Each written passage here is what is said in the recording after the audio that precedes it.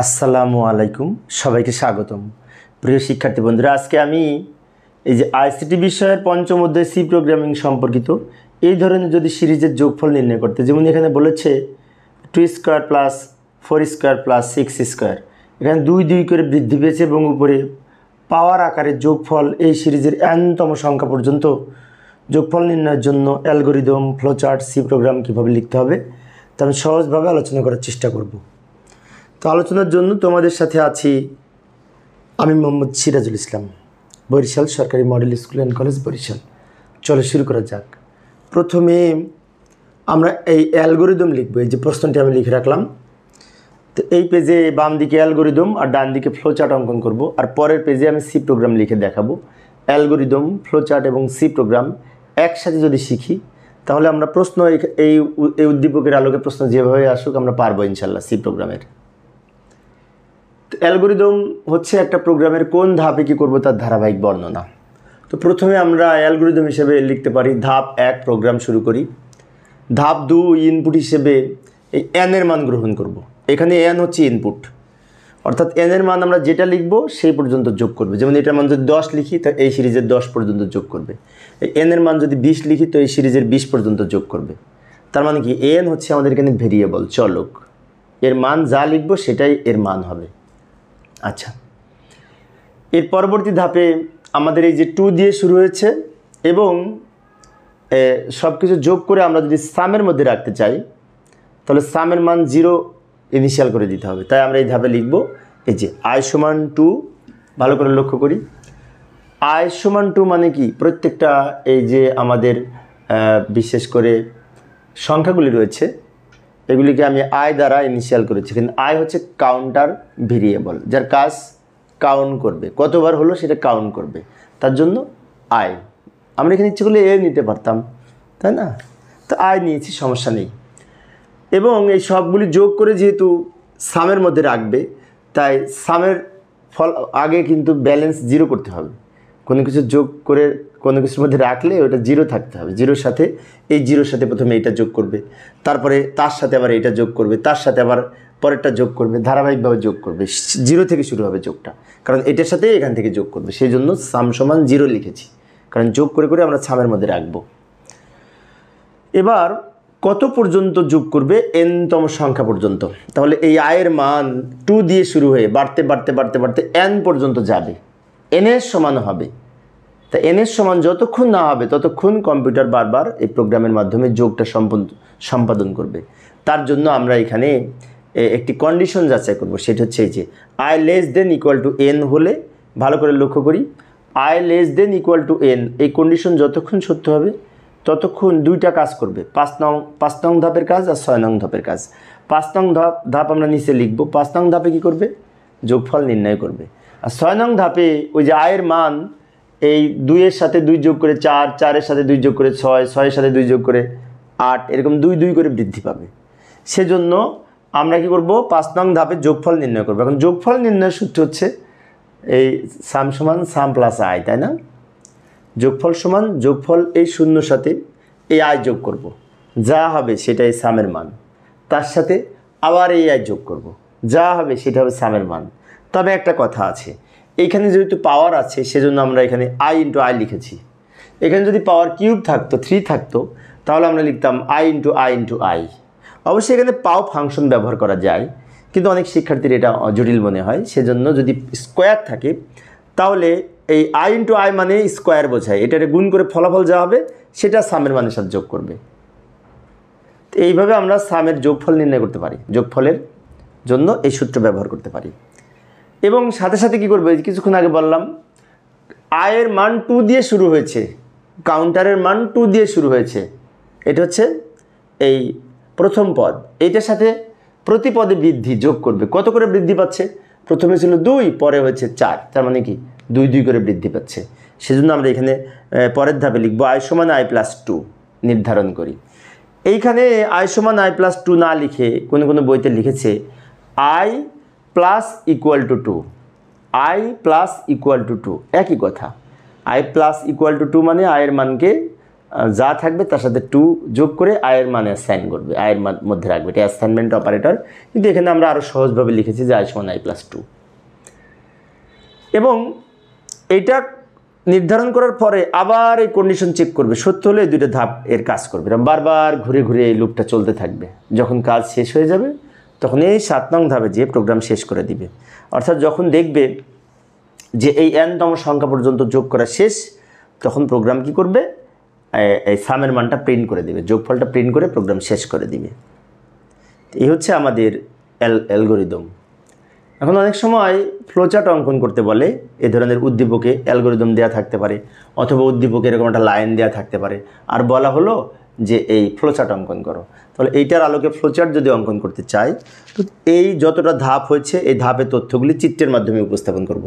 যেমন ধাপ 1 প্রোগ্রাম শুরু করে এর জন্য এই প্রতীক, এর মধ্যে লিখবে স্টার্ট। এরপরে ধাপ 2 ইনপুট হিসেবে n এর মান গ্রহণ করি। ইনপুট মানে কি, যেরকম বাঁকা হবে সামান্তরিক প্রতীক, এর মধ্যে লিখব ইনপুট n। এর পরের ধাপে এইটা লিখব, এই যে ধরি এত সমান এত, যোগফল নির্ণয়, গুণফল নির্ণয়, এগুলো করার জন্য আয়তাকার প্রতীক। যেমন এইখানে 3টা আয়তাকার প্রতীক হবে, এইখানে একটা, এত সমান এত আমরা ধরে নিয়েছি, এই যে যোগফল নির্ণয় করেছি এটা একটা, আবার এই যে i সমান i+2 এটা একটা। তাহলে এই 3টা ধাপ কিন্তু এই এখন যেটা আঁকবো সেটার মতো হবে, আয়তাকার প্রতীক, প্রক্রিয়াকরণ প্রতীক, এটার জন্য এই প্রতীক। এর মধ্যে লিখব এই ধরি i সমান 2, সাম সমান 0। এরপরে এইখানে সিদ্ধান্ত যাচাই করবে, এই ধাপের পরে তো এই ধাপ, তাই না? 4 নং ধাপে সিদ্ধান্ত যাচাই করবে সিদ্ধান্ত প্রতীক ব্যবহার করে। তো সিদ্ধান্ত প্রতীকটা এইটা, এর মধ্যে আমরা লিখব i <= n, i <= n এখানে লিখব। এখন এটা যদি সত্য হয় তাহলে নিচের দুইটা কাজ করবে, আর যদি সত্য না হয়, অর্থাৎ যদি ইয়েস হয়, তাহলে এই দুইটা কাজ সম্পন্ন করবে, আর যদি নো হয় ওইদিকে যেয়ে প্রোগ্রাম শেষ করে দিবে। এখন এটা দ্বারা সত্য মানে কি বোঝায়? মনে করি আমি 20 পর্যন্ত যোগ করব, 20 পর্যন্ত, এই সিরিজের n এর মান 20, তাহলে n এর মান 20 আর i এর মান কত, প্রথমে 2, তাহলে i এর মান 2, n এর মান 20, কন্ডিশন সত্য। কন্ডিশন সত্য হলে কি করবে, এই দুটা কাজ করবে, যোগফল নির্ণয় করবে, আবার i এর মান 2 বৃদ্ধি করবে। তো কন্ডিশন সত্য হলে এই দুইটা প্রথম এই ধাপটার জন্য আমরা আবার ওই আয়তাকার প্রতীক ব্যবহার করবো, এর মধ্যে লিখবো সাম সমান সাম প্লাস i × i, যেহেতু এখানে পাওয়ার আছে সেজন্য i × i লিখেছি। আবার এর সাথে সাথে এই ধাপের যে দুই করে মান বৃদ্ধি করবে, অর্থাৎ কাউন্টারটা আপডেট করে নিবে, 2 করে বৃদ্ধি করে i সমান i+2। এখানে কি বলা আছে, এটা নির্ধারণ করে 4 নং ধাপে ফিরে যাবে, মানে কি এখান থেকে আবার 4 নং ধাপে ফিরে যাবে, ফিরে যেয়ে যাচাই করে দেখবে। যেমন যদি আরেকটু আমি ব্যাখ্যা দিয়ে লক্ষ্য করি, মনে করি i এর মান 20 পর্যন্ত, n এর মান 20 পর্যন্ত আমি যোগ করব। তাহলে i এর মান যখন 2, তখন 20-এর চেয়ে কিন্তু n ছোট। তার মানে কি, এই যে সামের মান 0 ছিল তার সাথে এই 2কে পাওয়ার করে সামের সাথে যোগ করবে, যোগ করে এই 2 পর্যন্ত যোগ করা হয়েছে। এরপরে কি করবে, 2 এর মান 2 বৃদ্ধি করে i এর মান 4 হলো। 4 মানে কি, যে এই 4 নিয়ে আবার এখানে ফিরে যাবে, দেখবে i কি 20-এর চেয়ে ছোট, আমি তো n এর মান কাল্পনিকভাবে 20 ধরেছি, হ্যাঁ ছোট, তো আবার যোগ করবে। এরকম করতে করতে বারবার ঘুরে ঘুরে এই কাজটা করবে লুপে, করতে করতে একসময় কিন্তু এই i এর মান 20 ক্রস করে 22-এ চলে যাবে, যাবে না? i এর মান যদি 2 করে প্রতিবার বৃদ্ধি করে, তাহলে i এর মান তো 22 হবে, এক সময় 24 হবে না? আচ্ছা, 22 যখন হবে, সেই 22 নিয়ে আবার এখানে ফিরে যাবে, i এর মান 22, n এর মান তো 20 ধরেছি, এখন কিন্তু i বড়। এই কন্ডিশন অনুযায়ী i এর মান যখন বড় হবে তখন কন্ডিশন মিথ্যা হবে, আর যতক্ষণ i এর মান n এর সমান থাকবে বা ছোট থাকবে ততক্ষণ এই কন্ডিশন সত্য হবে। তো যখন i এর মান 22 বাড়তে বাড়তে, তখন কম্পাইলার বুঝতে পারবে যে এখানে তো 20 পর্যন্ত যোগ করা হয়েছে, তার মানে কি 22 আর যোগ করবে না। না করে কি করবে, এই যে যোগফল যেটা হবে মান, সেটা প্রিন্ট করে দেবে যে যোগফল আমার শেষ। কারণ আমি একজনকে বললাম যে তুমি এই ড্রাম দিলাম, এখানে তুমি 22 বালতি পানি রাখো, প্রতিবার 2 বালতি করে আনবা। তো 2 বালতি করে আনে, 2 হাতে করে রাখে, তাহলে 2 বালতি তোলা হলো, আবার 2 বালতি আনলো, রাখলো, এরকম রাখতে রাখতে রাখতে রাখতে রাখতে এক সময় ড্রামে 20 বালতি পূর্ণ হবে। 20 বালতি পূর্ণ হওয়ার পরে যখন 22 বালতি তুলতে যাবে, তখন কিন্তু আমি চিন্তা করব, ও 20 বালতি তো হয়ে গেছে, তাহলে তো আমার তো 22 পর্যন্ত তো করতে বলেনি। তখন কি করব, ড্রামটা নিয়ে আমি বাসায় চলে আসব, পানি ভর্তি ড্রাম নিয়ে, ভ্যানে করে হোক, পিক আপে করে হোক, যেভাবে হোক, তাই না? তো অনুরূপভাবে এখানে যখন দেখবো আয়ের মানটা বড় হয়ে গেছে, তখন কম্পাইলার বুঝতে পারবে, কম্পিউটার বুঝতে পারবে যে এই আর যোগ করতে হবে না, যোগ করা শেষ। তখন ওই দিকে যে এই সামের যে মান সেটা এইখানে প্রিন্ট করে দেবে, প্রিন্ট সাম দিয়ে প্রোগ্রাম শেষ করে দিবে। এইভাবে আমরা ফ্লোচার্ট অঙ্কন করতে পারি। তো এই ধরনের সিরিজের এই ফ্লোচার্টটা কিন্তু বেশি আসে, সেজন্য ফ্লোচার্টটা আমি যত্ন সহকারে বুঝিয়েছি। ঠিক এইভাবে আমরা অঙ্কন করলে ফুল মার্কস পাবো। প্রশ্নে অনেক সময় এই অ্যালগোরিদম দেওয়া থাকতে পারে, আর বলা হয় অ্যালগোরিদমের আলোকে, তথ্যের আলোকে ফ্লোচার্ট অঙ্কন করো, তখন এইটা উত্তর হবে 3 মার্কস। আবার অনেক সময় এই লাইনটা দেওয়া থাকে আর বলা হয় সি প্রোগ্রাম লিখো, তাহলে আমরা এখন সি প্রোগ্রাম লিখব। তো সি প্রোগ্রাম লেখার জন্য এখানে তো জায়গা নাই, আমি পরের পেজে যাচ্ছি যে এইখানে আমরা সি প্রোগ্রাম লিখতে পারি। সি প্রোগ্রাম হচ্ছে একটি উচ্চতর প্রোগ্রামিং ভাষা। প্রথমে আমরা একটি হেডার ফাইল যুক্ত করব প্রি প্রসেসর ডিরেক্টিভ ব্যবহার করে। এটাকে বলা হয় প্রি প্রসেসর ডিরেক্টিভ, হ্যাশট্যাগ ব্যবহার করে ইনক্লুড ডট বিশেষ করে stdio.h নামে একটি হেডার ফাইল যুক্ত করব। এটি আমার 48তম ক্লাস। তো ইতিপূর্বে 47টা ক্লাসে 47 বার আমি এই লাইনটা লিখেছি, 47 বার বলেছি, তাই না? তো আমার ক্লাস যারা নিয়মিত দেখো তারা ওইটার ব্যাখ্যা ইতিপূর্বে অনেকবার দিয়েছি, তারপরেও বলছি এটা হচ্ছে একটা standard input output header file. Header file যুক্ত করার পরে মেইন ফাংশন দিয়ে প্রোগ্রাম স্টার্ট করব। প্রোগ্রাম স্টার্ট করার জন্য এই কার্লি ব্র্যাকেটটা বিশেষ করে ওপেনিংয়ে বোঝায়, এটি আমরা এই নিচে লিখতে পারি, কিন্তু নিচে জায়গা নাই, আমি ডান দিকে লিখলাম। তোমরা খাতায় এইটা নিচে লিখতে পারো, সমস্যা নেই। এরপরে আমরা এখানে কিওয়ার্ড ঘোষণা করব ডেটা টাইপ হিসেবে। এখানে কিন্তু পূর্ণ সংখ্যা ডেটা 2 4 6 এগুলো কি পূর্ণ সংখ্যা ডেটা না, ইন্টিজার টাইপ ডেটা। আর ইন্টিজার টাইপ ডেটার জন্য আমরা আইএনটি কিওয়ার্ড ব্যবহার করব। এবং এইখানে এই লাইনটা হচ্ছে ভেরিয়েবল ডিক্লারেশন সেকশন, এখানে ভেরিয়েবল ঘোষণা করব। তো ভেরিয়েবল ঘোষণা করব কি তাই না? এই তথ্যের মাধ্যমে সি প্রোগ্রাম লিখতে হলে আমাদের 3টা ভেরিয়েবল লাগবে। একটা হচ্ছে এন, যেটা ইনপুট ভেরিয়েবল, এনের মান আমরা ইনপুট দিব, এটা হচ্ছে ইনপুট ভেরিয়েবল। আর একটা ভেরিয়েবল লাগবে, সেটা হচ্ছে ওই যে যোগ, বারবার যে যোগ করবে কাউন্ট করার জন্য, যাকে বলে কাউন্টার ভেরিয়েবল, যেটা আমরা আয় নিতে পারি। আর আরেকটা ভেরিয়েবল লাগবে যোগ করে করে একটা পাত্রে তো রাখা লাগবে, যোগটা রাখার জন্য আমরা সামটা নিতে পারি। সেজন্য এখানে আমরা 3টা ভেরিয়েবলের নাম লিখব। একটা পাত্রের নাম লিখব এন এখানে দেওয়া ছিল, এটা ইনপুট ভেরিয়েবল, ইনপুটের মান এর মধ্যে রাখবো। আচ্ছা, আরেকটা হচ্ছে আয়ের মান এটা দিয়ে শুরু হয়েছে, তাই আয়ের মান 2 হবে, যেটা আমরা পরে ইনিশিয়াল করে দিব। আর একটা হচ্ছে সাম, যার মধ্যে যোগ করে করে রাখবো। এখানে সাম সমান 0 ইনিশিয়াল করে দিলাম, ফলে এই শূন্যর সাথে এই যোগ শুরু হবে। সাম সমান যদি এখানে 1 লিখি তাহলে কিন্তু যোগ করার সময় 1 বেশি থাকবে, সেজন্য সাম সমান অবশ্যই 0 করতে হবে যোগফল নির্ণয়ের সময়। এরপরে কি করব? পরের আচ্ছা, এই লাইনের ব্যাখ্যা দিয়ে আর একটু, আইনটা হচ্ছে কিওয়ার্ড, তারপর একটা স্পেস দিয়ে এন লিখব, কমা দিব, আই লিখব, কমা দিব, সাম সমান 0 লিখে শেষে সেমিকোলন দিব। অনেক বইতে তোমরা দেখবে এখানে সাম লিখেছে, পরের লাইনে আবার সাম সমান 0 দিয়েছে, 2 লাইন করছে। দরকার নেই, এইভাবে করলেও হবে, এইভাবে করা সহজ। আমি সবচেয়ে সহজ যেটা সেটা আলোচনা করি। এরপরে প্রিন্ট এফ ফাংশনের মধ্যে আমরা এখানে একটি প্যারামিটার পাস করব, এখানে একটি স্টেটমেন্ট লিখব। এখানে যা লিখবো এই প্রিন্ট এফের মধ্যে সেটা আউটপুট আকারে দেখতে পাবে ইউজার। যখন ইউজার প্রোগ্রামটা রান করবে তখন এটা দেখতে পাবে, দেখে বুঝতে পারবে যে ইন্টার ভ্যালু অফ ইনপুট, ও ইনপুটের মান দিতে বলেছে, এটা সে দেখে বুঝতে পারবে। তখন ওইটা দেখে সে এনের মান ইনপুট দিবে, এনের মান যত দিবে তত পর্যন্ত যোগ করবে। এখন এনের মানটা ইনপুট দিবে কোথা থেকে দিবে? কিবোর্ড থেকে দিবে। কম্পিউটারে কোনো কিছু লিখতে হলে তো কিবোর্ড ব্যবহার করে লিখতে হবে, তাই না? আর কিবোর্ড থেকে যখন ইউজার লিখবে, সে লেখাটা ইনপুট নিয়ে এই এনের মধ্যে রাখবে। যেমন আমি যদি 20 ইনপুট দিই, তো 20টা কম্পিউটার ইনপুট নিয়ে মেমোরিতে রাখবে। কার মধ্যে রাখবে? এনের মধ্যে। তো তাহলে ওই ইনপুটটা ইউজারের কাছ থেকে কিবোর্ড থেকে নিয়ে এন নামক এই চলকের মধ্যে রাখার জন্য একটা ফাংশন আছে, তার নাম হচ্ছে scanf function. Scanf function is a input function. এর কাজ হচ্ছে কিবোর্ড থেকে ডেটা ইনপুট নিয়ে এই এন নামক ভেরিয়েবলের মধ্যে সংরক্ষণ করবে। তাহলে কিবোর্ড লিখে এখানে আমরা ব্র্যাকেট দিয়ে বা প্যারেন্থেসিস দিয়ে এন লিখবো। কিন্তু আর একটা বিষয় আছে, কোন ফরম্যাটে ইনপুট নিবে সেই ফরম্যাটটা এখানে ঠিক করে দিতে হবে, যাকে বলে ফরম্যাট স্পেসিফায়ার।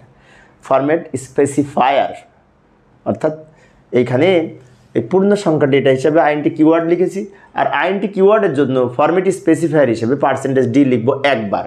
কেন একবার? শুধুমাত্র এন এর জন্য একবার। কারণ এখানে n হচ্ছে আমাদের ইনপুট, আর i হচ্ছে কাউন্টার ভেরিয়েবল যার মান আমরা ইনিশিয়াল করে দিব i সমান 2, আর সামও আমাদের এখানে আউটপুট ভেরিয়েবল যার মান ইনিশিয়াল করে দিয়েছি সাম সমান 0, এবং সাম সমান আবার যোগ করে করে সামের মানটা পরবর্তীতে তো বাড়বে। আচ্ছা, এখন কিছুক্ষণ আগে বললাম যে ইনপুট নিয়ে স্ক্যানএফ কিবোর্ড থেকে ইনপুট নিয়ে কার মধ্যে রাখবে, n এর মধ্যে। যার অনেক সময় এই লাইনটা পরীক্ষায় আসে, এখানে স্ক্যানএফ হচ্ছে ইনপুট ফাংশন আর %d হচ্ছে ফরম্যাট স্পেসিফায়ার, যেটি দ্বারা পূর্ণ সংখ্যা ডেটা হিসেবে এখানে স্পেসিফাই করে। পূর্ণ সংখ্যা ডেটা ইনপুট নিয়ে n এর মধ্যে সংরক্ষণ করবে, সেজন্য অ্যান্ড n হচ্ছে অ্যাড্রেস অফ n। এবার এই যোগফলটা নির্ণয়ের জন্য আমরা এখানে বিভিন্ন লুপ ব্যবহার করতে পারি, যেমন বিশেষ করে for loop, while loop, do while loop ইত্যাদি। তো এখানে আমরা ফর লুপ ব্যবহার করতে পারি। ফর লুপের গঠনটা হচ্ছে প্রথমে ফর লিখব, অবশ্যই স্মল লেটারে লিখব, তারপরে প্যারেনথিসিস অফ ফার্স্ট ব্র্যাকেট দিব, এই ব্র্যাকেটের মধ্যে লিখব ফর লুপের গঠন। তো ফর লুপের তিনটা অংশ, প্রথমত ইনিশিয়ালাইজেশন, যেখানে আমরা ইনিশিয়াল করে দিব এই প্রথম পদ কত i সমান, এই যেখানে i আমরা কাউন্টার ভেরিয়েবল হিসেবে নিয়েছি তাই লিখলাম i সমান 2 দ্বারা শুরু হয়েছে, সেই জন্য i এর মানটা আমরা প্রথম পদ দ্বারা ইনিশিয়াল করে দিলাম যত দিয়ে শুরু হয়েছে। এখানে অবশ্যই আমি যদি a লিখতাম এইখানে, তাহলে এখানেও লিখতাম a সমান 2। আচ্ছা, a লিখলেও হতো, অনেক সময় a লিখেছে। এরপরে এই কন্ডিশন যাচাই করবে, i এর মান বাড়তে বাড়তে বাড়তে বাড়তে কত পর্যন্ত যাবে, n-তম সংখ্যা পর্যন্ত। তাই এখানে একটা কন্ডিশন লিখে দেবো i less than equal to n, semicolon দিয়ে আলাদা করব। এবং শেষে আবার i এর মান 2 করে বৃদ্ধি পেয়েছে, 2, 4, 6, সেজন্য লাস্টে লিখব i সমান i প্লাস 2। অর্থাৎ এই যে এখানে আমরা তিনটা অংশ লিখলাম, এই তিনটা অংশের প্রথম অংশের নাম হচ্ছে ইনিশিয়ালাইজেশন, যেখানে এই কাউন্টারের মান আমরা নির্ধারণ করে দিব যত থেকে শুরু হয়েছে। তারপরে কন্ডিশন, এই কাউন্টার এর নাম যেহেতু i দিয়েছি আর এটা n পর্যন্ত যাবে, তাই i less than equal to n, এটি দ্বারা বোঝায় i এর মান n এর চেয়ে ছোট হতে হবে অথবা সমান হতে হবে, তবে এই কন্ডিশন সত্য। আর কন্ডিশন তখনই মিথ্যা হবে যখন n এর চেয়ে i এর মানটা বড় হয়ে যাবে। আর এই কন্ডিশন চেক করার পাশাপাশি i এর মান 2 করে বৃদ্ধি করবে, কাউন্টারের মান আপডেট করে নিবে, সেজন্য বলা হয় এটা কাউন্টার আপডেট। অর্থাৎ এই ফরম্যাটটা হচ্ছে ইনিশিয়ালাইজেশন, কন্ডিশন, কাউন্টার আপডেট। আচ্ছা, এই কন্ডিশন যদি সত্য হয় তাহলে নিচের বডি অংশে যে যা বলবো সেই কাজটা করবে। কি কাজ করবে? যোগফল নির্ণয় করবে। যোগফলের সূত্র হচ্ছে i সমান i প্লাস সাম সমান সাম প্লাস i ইন্টু i। এখানে যেহেতু পাওয়ার আছে সেজন্য i ইন্টু i হয়েছে। পাওয়ারটা যদি না থেকে, যদি থাক 2 যোগ 4 যোগ 6, পাওয়ার না থাকতো তাহলে লিখতাম সাম প্লাস i। ইতিপূর্বে আমি দেখিয়েছি, মানে 43 না 44 নম্বর ক্লাস। কিন্তু এখানে যেহেতু বলেছে পাওয়ার দিয়েছে তাই লিখলাম i ইন্টু i, অর্থাৎ পাওয়ার করে যা হবে সেটা সামের মানের সাথে যোগ করবে। এরপরে এই সামের মানটা প্রিন্ট করবে, print summation is equal to, এইখানে সামের মানটা প্রিন্ট করবে। যেখানে সামের মানটা প্রিন্ট করবে সেখানে লিখবো %d, এবং এখানে যার মান প্রিন্ট করবে, যার মান আউটপুট আকারে দেখাবে সংখ্যা আকারে, তার নামটা এখানে লিখতে হবে কমা দিয়ে। এই সামের মান যেহেতু এখানে প্রকাশ করবে তাই সাম কথাটা এখানে লিখব, রিটার্ন 0 লিখে প্রোগ্রাম শেষ করব। এই লাস্টের লাইনটা আরেকবার ব্যাখ্যা দিচ্ছে, লক্ষ্য করি। প্রিন্ট এর মধ্যে যা লিখবো প্রিন্ট এফের মধ্যে সেটা আউটপুট প্রকাশ করবে, প্রিন্ট এফ। আর এইখানে %d আবার লিখলাম কেন? কারণ কোনো পূর্ণ সংখ্যা ডেটা আউটপুট পাওয়ার জন্য এবং পূর্ণ সংখ্যা ডেটা ইনপুট নেওয়ার জন্য ফরম্যাট স্পেসিফায়ার হিসেবে %d ব্যবহার করতে হয়, এবং %d যেখানে লিখবো সেখানে আউটপুটটা দেখা যাবে। যেমন আমি যদি এটার আউটপুট দেখতে চাই, আউটপুটটা যদি দেখতে চাই, তো এটা যথাযথভাবে লিখে সেভ করে কম্পাইল করে আমি যদি আউটপুট দেখতে চাই এটা পাবো। এই যে প্রথমে কি লিখেছিলাম, এন্টার ভ্যালু অফ ইনপুট, ঠিক এই লাইনটা এখানে দেখা যাবে। আমাকে বলছে যে ইনপুট দিন, ইনপুটের মান এখানে লিখুন, সেই কথাটা বলছে। তো আমি কাল্পনিক একটি সংখ্যা লিখলাম, মনে করি 20, n এর মান 20। তো 20 লিখে কম্পিউটারের এন্টার বাটনে চাপ দেওয়ার সাথে সাথে এই n এর মান 20 ধরে, অর্থাৎ 2 যোগ 4, 2, 4, 6, 8, 10, 12, 14, 16, 18, 20, এইভাবে 20 পর্যন্ত পাওয়ার করে যে যোগফলটা হয় সেই যোগফলটা অটোমেটিক এখানে প্রকাশ করবে। এবং এটার সাথে এটা একটু মিলাই, এখানে যা লিখছিলাম প্রিন্ট টেপের মধ্যে সেটা কিন্তু প্রথমে দেখা গেছে। ওই যে কিছুক্ষণ আগে বললাম প্রিন্ট টেপের মধ্যে যা লিখবো সেটা দেখা যাবে। এই প্রিন্টএফের মধ্যে যা লিখছি ডাবল কটের মধ্যে সেটা এখানে দেখা যাচ্ছে। আবার এই প্রিন্টএফের মধ্যে যা লিখেছি সামেশন ইজ ইকুয়াল টু দেখা যাচ্ছে। এবং যেখানে পার্সেন্টেজ ডিটা ঠিক যেখানে লিখেছিলাম সেইখানেই এই সামের মান যেটি হবে যোগফল সেটা ঠিক পার্সেন্টেজ ডি যেখানে লিখেছিলাম পার্সেন্টেজ ডি দেখা যাবে না, ওইখানেই ওই সংখ্যাটা দেখা যাবে। এখানে যদি ভুলে আমি আয় লিখি তাহলে আবার এখানে আয়ের মানটা দেখা যাবে, খেয়াল রাখতে হবে বিষয়টা। তো প্রিয় শিক্ষার্থী বন্ধুরা, এই ছিল আমার আজকের আলোচ্য বিষয়। আমি শিক্ষার্থীদের অনুরোধে অল্প অল্প করে ক্লাস নেওয়ার চেষ্টা করি। তো পরের ক্লাসে কী করবো একটু দেখে যাই। পরের ক্লাসে এই যে এইটা আলোচনা করার চেষ্টা করব কোন বোর্ডের জন্য এটা এসেছিল। এই যে 221 দিয়ে শুরু হয়েছে, 21, 23, 25 2 করে পার্থক্য, সেম সিস্টেম হবে। খালি এই প্রোগ্রামে যেখানে আমি এই 2 লিখেছি i=2 সেখানে হবে i= এত।